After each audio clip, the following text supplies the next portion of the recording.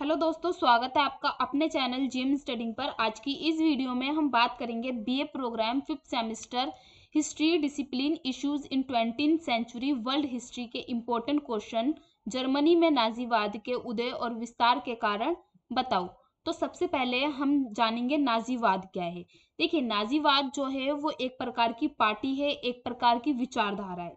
ठीक है, इसको हम national socialist German workers party या फिर एनएसडीएपी भी कहते हैं और इसी को हम राष्ट्रीय समाजवाद भी कहते हैं।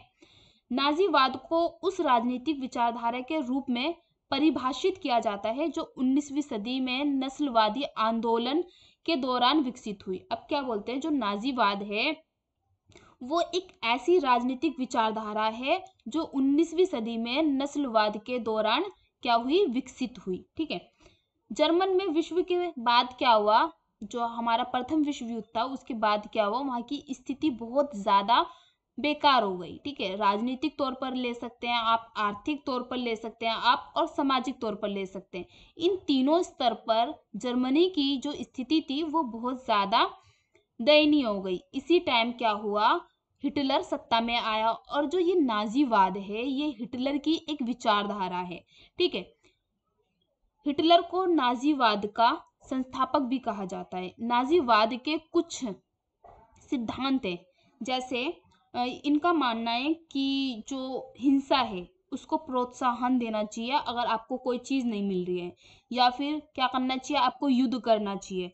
ठीक है, जनतंत्र का पूरी तरीके से विरोध करो, क्योंकि अगर जनतंत्र होगा जहां पर, तो वहां पर जो शासन कर रहा है सत्ता में उसका कोई तानाशाह नहीं चल पाएगा। इसीलिए ये क्या बोलते हैं कि जनतंत्र का विरोध करो, और जो महान नेता है उसका क्या करो, गुणगान करते रहो।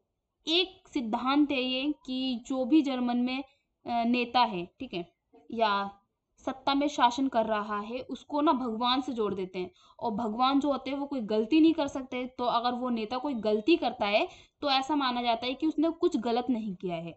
और जब उसको भगवान से जोड़ दिया जाता है तो उसके विरोध में कोई पार्टी खड़ी नहीं होती है, क्योंकि भगवान के विरोध में अगर कोई पार्टी खड़ी हो भी जाए तो ये लोग क्या करते हैं, उसको मरवा देते हैं, उसका विरोध कर देते हैं।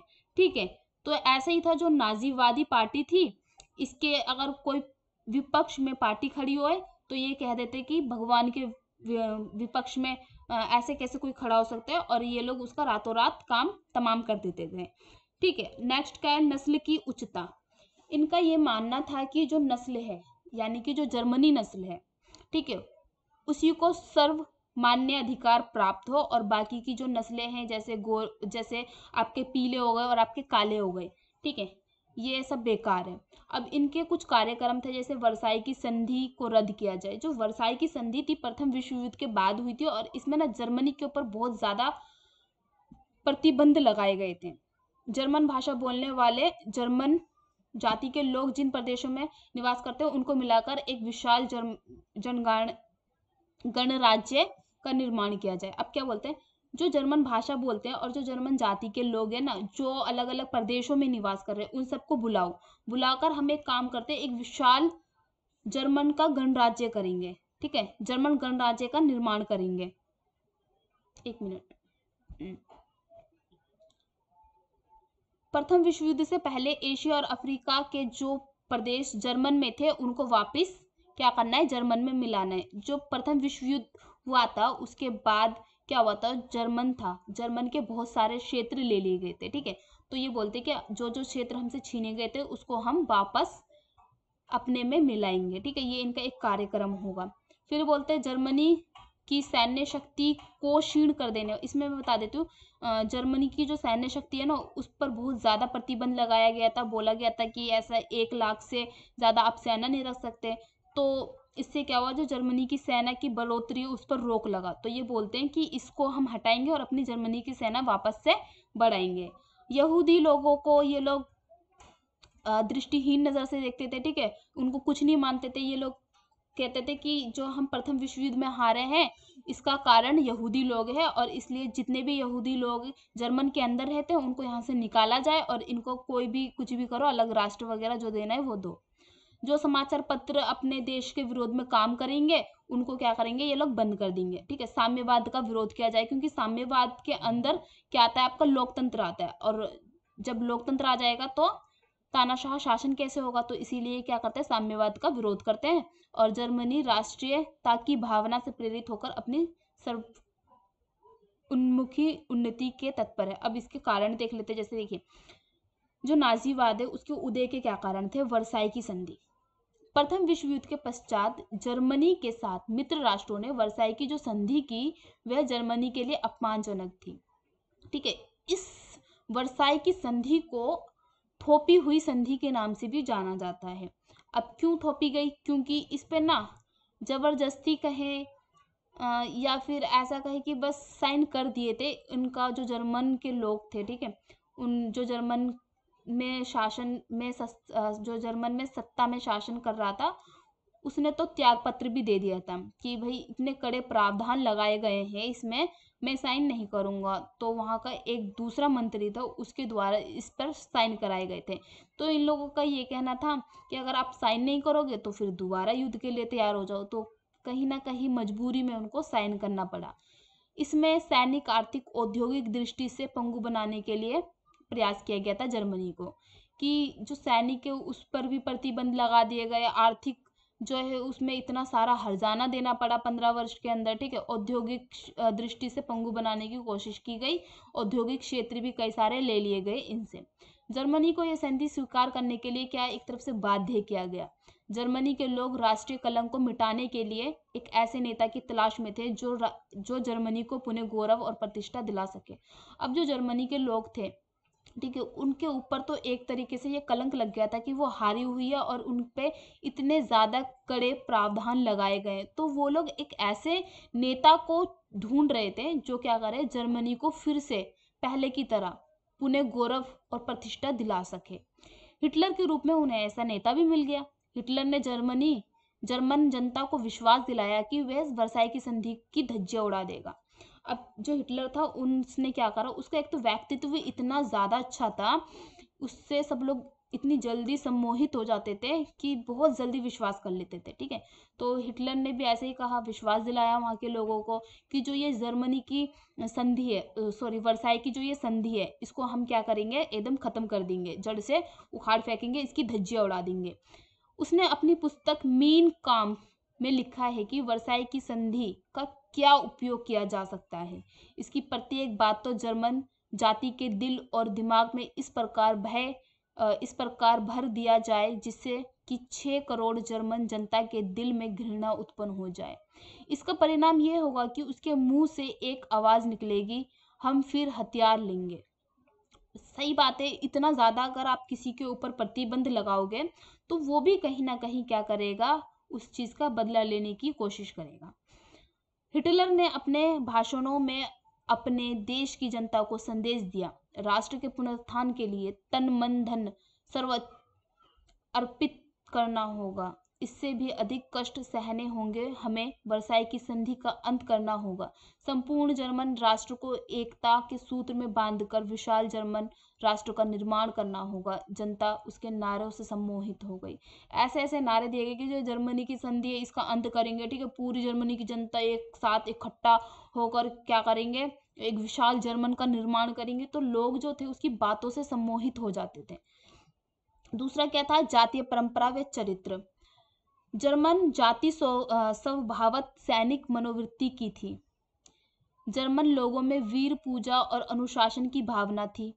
हिटलर की विचारधारा भी उनके स्वभाव से मेल खाती थी। जर्मन लोगों को ये लगा कि हिटलर उनका नेता बन सकता है।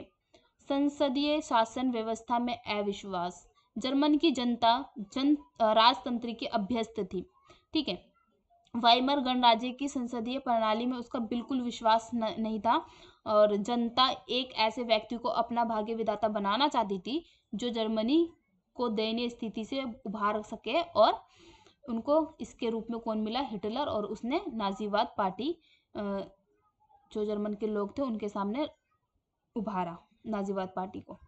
वाइमर गणराज्य से असंतोष।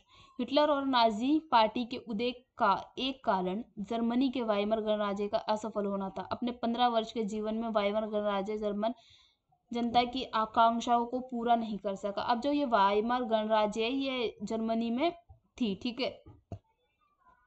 भीषण आर्थिक कठिनाइयों के साथ साथ विदेश नीति में भी जर्मनी की प्रतिष्ठा स्थापित नहीं हो सकी। जर्मन जनता की आस्था अधिनायकवादी शासन के प्रति ही बनी रही। होर्डी के शब्दों में जर्मन जनता में संसदीय प्रणाली में बहुत निराशा और असंतोष विद्यमान था। उन दिनों राजनीतिज्ञों को कोई ठोस कार्य अथवा महत्वपूर्ण निर्णय करने के स्थान पर केवल व्यर्थ ही बकवास और झूठे वादे। इसमें सीधा सा है कि जो वाइमर गणराज्य था ना, लोग उसके प्रति संतोष नहीं थे। वो लोग यह चाहते थे कि ऐसा वाइमर नहीं चाहिए हमें जिससे कि हमें कुछ लाभ भी ना हो, ठीक है। जो बस झूठे वादे करता हो, उनको सच ना करता हो, और उसकी जो परिस्थितियां थी वो भी बहुत ज़्यादा बिगड़ने लगी थी। तो इस टाइम पे लोगों को क्या चाहिए था, एक ऐसा इंसान चाहिए था, एक ऐसा नेता चाहिए था, ये एक ऐसा भाग्य विधाता चाहिए था जो क्या कर सके, उनके सभी कार्यों को पूरा कर सके जो उनकी मांग है, ठीक है। 1930 की आर्थिक मंदी एक कारण थी कि पूरे जो यूरोप था उस पे इतनी ज़्यादा आर्थिक मंदी आ गई थी कि लोग चाहते थे कि हमें रोज़गार मिले। तो जो हिटलर था उसने लोगों से झूठे झूठे वादे किए कि हाँ भाई, हम आपको रोज़गार देंगे, हम अपने राज्य का पुनरुत्थान करेंगे, ठीक है।